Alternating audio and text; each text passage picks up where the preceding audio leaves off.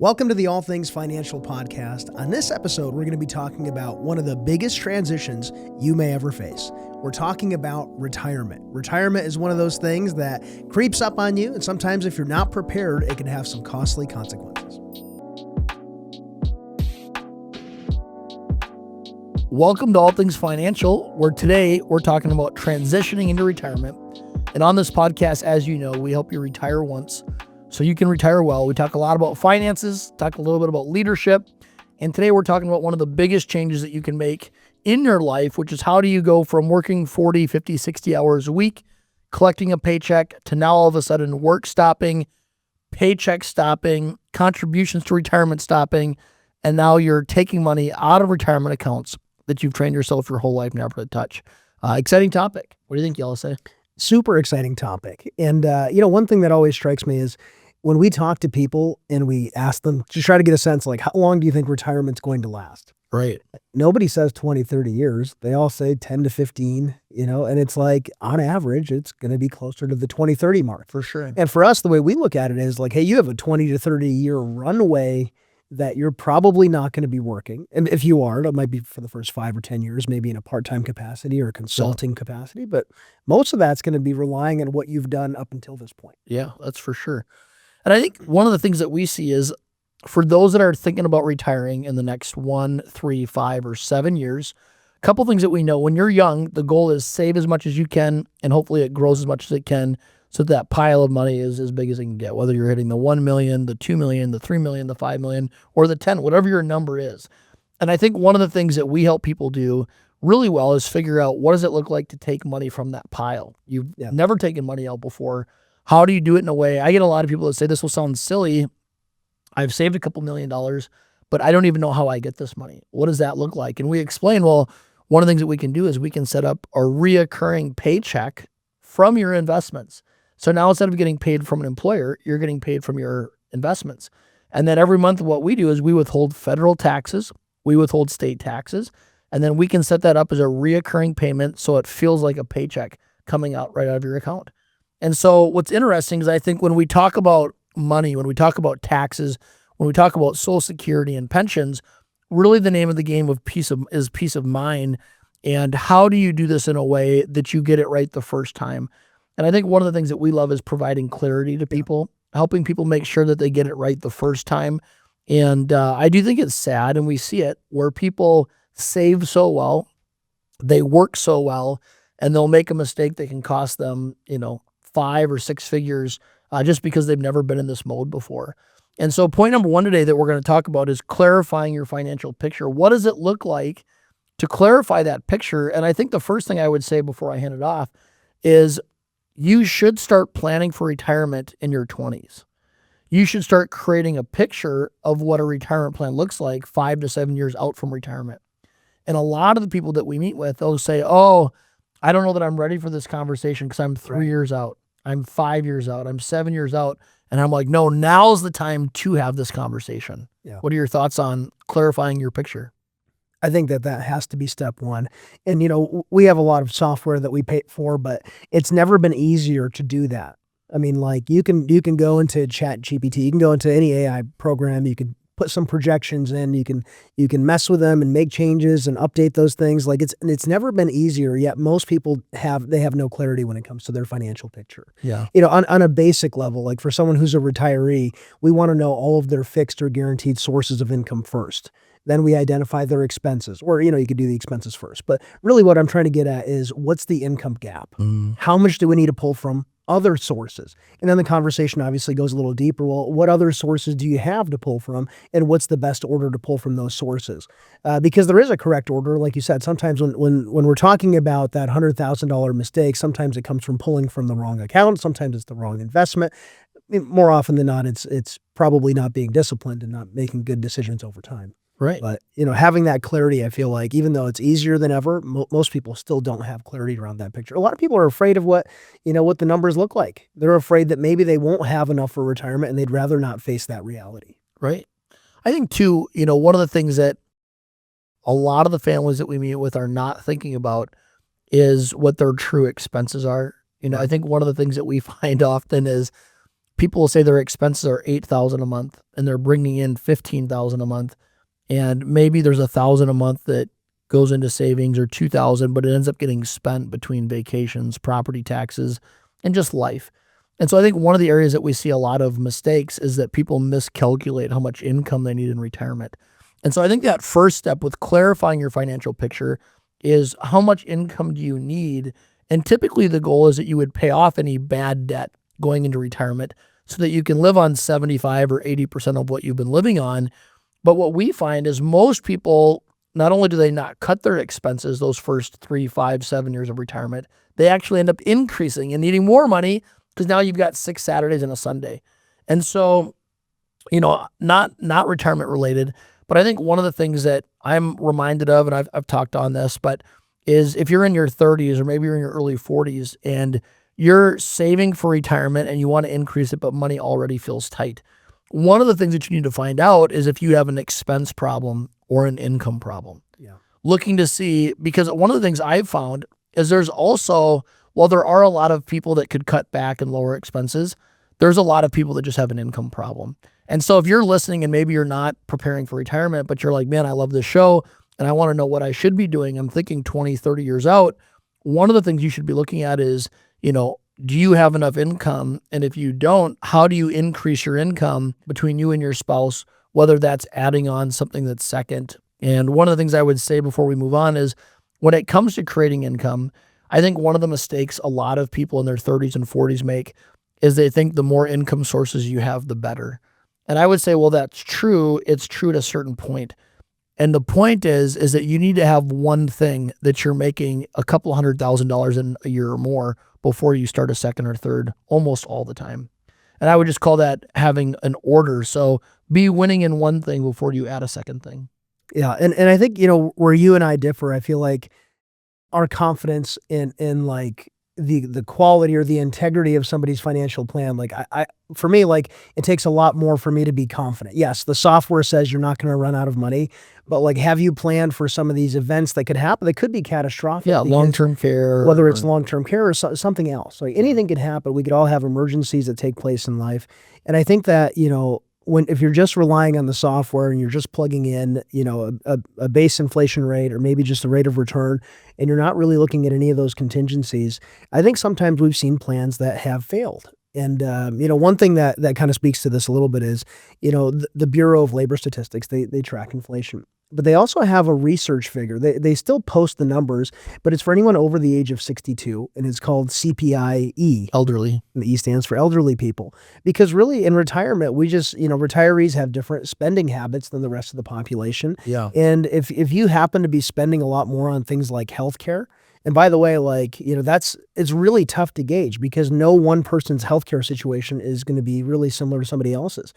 We have some people that are just, very healthy in retirement, and then other people who start retirement with with medical needs that exceed what they're able to pay for through whatever insurance they have. So number one, key point, clarify your financial picture. Yes. Know how much income you need, know where it comes from. Number two, build a smart income strategy. So I think one of the things a lot of people need to shift their mind on is that a successful retirement is not just a big nest egg. It's related to where is your paycheck going to come from. And so what I would tell people is shift away from I need 1 million or I need 3 million or I need 5 million or I need 10 million or whatever that number is, and shift from being a number person to an income person. And the reason I say that is for us, the people that are happiest in retirement are not just those with the biggest 401ks, 403bs, TSPs, IRAs. It's really those that have the most guaranteed income. So whether that's coming from a pension, whether that's coming from Social Security, whether that's coming from real estate, whether they've retired and they're a consultant and now 20 hours brings in almost as much or more than they did 40 hours. The name of the game really is driving income. And so one of the things I would encourage those who are listening to think about is what percentage of your expenses are covered by guaranteed income. Yeah. Whether that's Social Security, pensions, annuity, real estate, whatever those sources are. And if you can get to a spot where 70% or more of your expenses are covered by fixed things, then the market risk is pretty minimal as far as how it impacts you. And maybe in the years where the market's crushing it, you take that big vacation to Europe. In the years where there's a market dip, you go to Wisconsin Dells if you're from Minnesota. Yeah, and there's a stat from, I don't know if it was from 2 years ago or 3 years ago, but basically it was talking about what percentage of Americans rely on Social Security for more than half of their expenses. Yeah. And it was like a huge percent. I feel like it was like something like 40% of people rely on Social Security very heavily. Yeah, but that's using averages. Yeah, So, and I would say most of the people that are listening to a podcast like this are above average because they took the time to listen, they took the time to come to a class. And so most of them they've saved better than others, they've got less debt than others. And so what we would say though is most of them, half their income isn't going to be Social Security. Right. But if it is Social Security, pensions, real estate, then they're winning. Yeah, and there's a difference between somebody who just happens to have half their income coming from Social Security versus somebody who relies on Social Security for half of their expenses. Yeah. So anyways, when it comes to some of these things, we talked about retirement being a little bit longer than what most people anticipate. Here's an interesting number. So the number of 90-year-olds has tripled since the 1980s. Mm-hmm. And it's expected to once again triple by 2040. So we have a lot of people that are turning 90 years old. A lot of people who never expected to be 90. And one thing too, ever since we got in the industry, everyone talked about how there's 10,000 Americans turning 65 every single day. Yeah. Something like now that. It's quite a bit more than that. Now it's 11,000. We've seen numerous articles that have been titled something along the lines of the silver tsunami, right? Mm-hmm. We have a captive audience. There's a lot of people who need this information who are retiring and maybe don't have, like we mentioned in the first example, clarity on their financial plan or simply just haven't talked to somebody about these things. And I think really that's the first step because if you're already in your 60s, you can try to make up the time that maybe has been lost, but really you just need to have a plan in place. And a lot of small, good decisions can really lead to different outcomes. And that would be my encouragement. Yeah. And I think one of the questions we get a lot under, or related to building a smart income strategy is where do I pull money from? How do I decide? Maybe I've got 3 rental properties. How do I decide if it's worth keeping them or if I should let them go? And so in the real estate world, for those that are listening, typically what they're talking about is a cap rate. And typically what you want is you want to be in that 9 to 10% or greater range. If your money in real estate isn't generating more than 9 or 10%, it'd be easier to keep it in the stock market. It'd be easier to have it invested because obviously you don't have the home repairs, you don't have management, you don't have less tenants. Similar returns. But if you're under that 9%, that's typically a good time to shift. The other thing that we see a lot is we see people they love real estate, but what they decide is when they hit their early or mid 70s, they have a plan to sell off the real estate to simplify. I think there's seasons in life where being busy and doing more and all of that feels productive and actually it does pay off. There are also seasons of simplifying. Yeah. And so when I think about an income strategy, it's not just set it and forget it.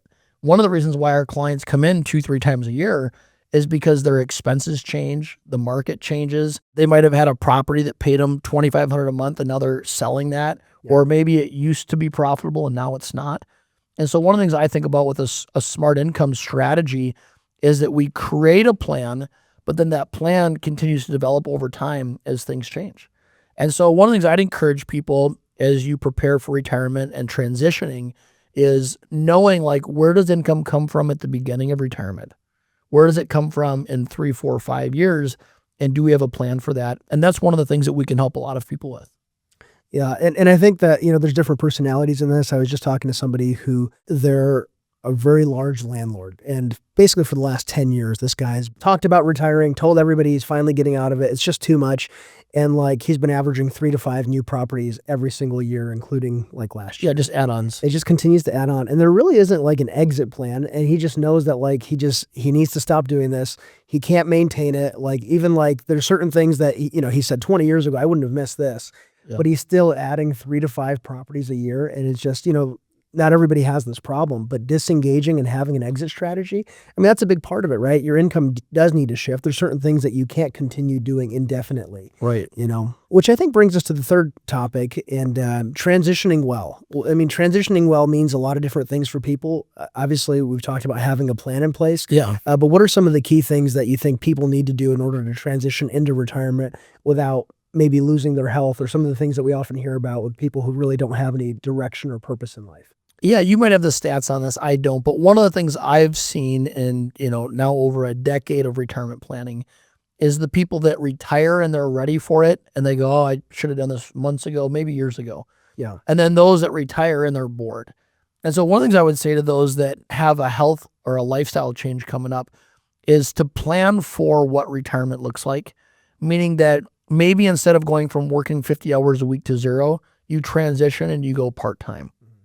The other thing that you shared with me the other day, we've talked about it, was that Fidelity had a study that said that most Americans, if they just worked 2 additional years, it's the difference of running out of money or having total financial peace. Yeah. And so one of the things that we get asked all the time is, hey, Trey, Yelisey, I'm thinking about retiring at 65. What does it look like if I go early at 63? I've got a new manager. Or one of the things we hear a lot is my company just shifted to a new software program and to only work for 18 more months. I don't want to spend the next 18 months on a new program. I'd rather just be done.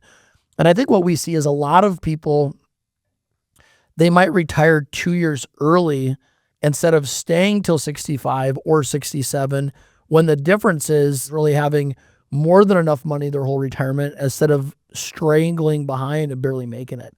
And so one of the things I would say is, for a lifestyle, have a good idea of, like we said, number one, what your financial picture looks like, know how much income that you need, but then also, instead of just shutting off that income, think about transitioning and reducing it over time. Because the other thing that we found is, for those that retire and they already knew how they were going to spend their time, they love retirement.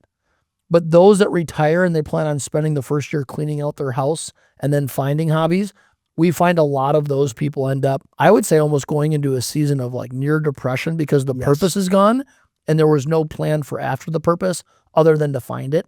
And so what I would say is, don't retire until you know what you're going to do next. Yeah. And I would say too, like, it shouldn't be that much of a transition, because I think a lot of people who retire successfully, like, they're already doing a lot of the things that they're going to simply maybe do more of. Right. They're already going to the events for their grandkids. They're already volunteering. They've been doing that. It's not like this stark change that's like, hey, we're overnight, it's like, we're just, we're going to cut the cord and this is what we're doing now. And I think that people really do that. People who've been doing some of those things really successfully, I feel like they do that better. The other big piece is underestimating healthcare costs. Yeah. I can't tell you how often people will say, hey, if I retire pre-65 and I don't have Medicare yet, what do you think the cost is? And I'll say, well, you could do a bare bones plan that might be $300 to $500 a month, but typically it's going to be in the $500 to $700 a month range per person. Yeah. And a lot of times, if you want a Cadillac plan, you're looking at $800 to $1,200 a month per person. And people are shocked by that. They're also shocked by the fact that they didn't incorporate that in their retirement plan. And now they go see, instead of working part-time to pay for health insurance, they pay that out of their investments. And it really devastates the portfolio for a lot of the people that we know. Align your budget with your real retirement goals, not just basic living expenses. So we talk about, and a lot of people have heard these comments before, but you have the go-go years, the slow-go years, and the no-go years. So if you think about it, most people go from a Monday, Tuesday, Wednesday, Thursday, Friday, Saturday, Sunday to 6 Saturdays and a Sunday. Well, when do most people spend the most amount of money? Yeah. On Saturdays. Now you've got 6 of them. So one of the things that we see people do is they build their retirement off of their fixed expenses, not their real expenses. And then they don't add in that for 5, 7, 10, if they're really healthy, maybe up to 15 years, they're going to travel. They're going to spend more because they have the 6 Saturdays. Yeah. And if you haven't entered that into seeing how long your money lasts, there's a good chance that the picture that your advisor and you have painted is not accurate. Yeah. One thing that I really struggle with whenever we're sitting down with somebody, we're trying to paint the picture for them. And I get the sentiment, but somebody who's worked for a very, very long time, who's really looking forward to retirement, and whatever they plan for retirement, they just don't have enough. Mm-hmm. And we're trying to convey that to them, but they're unwilling to make any compromises. Mm-hmm. Like, no, like, I've worked for this. These are my golden years. I deserve this. And it's true. You have worked for 30, 40, 50 years. And there's a part of that where it's like, you should be able to have everything you want to have. But if it's not in the picture, like, I don't know, is there a better way to look at compromise than just calling it compromise? Like, we have to readjust. We have to make some changes. This isn't, you just don't have what it takes to go to Bora Bora twice a year. Yeah, I think a lot of the families that we meet with, what they'll say is, the reason we waited so long is we were nervous about how these meetings would go. And a lot of them, they knew that they undersaved. but it is better to design your retirement around 3-star hotels than 5-star hotels, and you're sleeping knowing that the money's going to last forever instead of being at a 5-star hotel hoping you're going to make it. And I think one of the things I've watched is in every area of life, not just finances, is that if you can choose your heart, as the saying goes, meaning that the hard part of planning versus not planning, one of the things that I think all of us have is a need and desire to know that we're going to be okay. Especially in a marriage, statistically, women want stability more than anything, where I think men want excitement.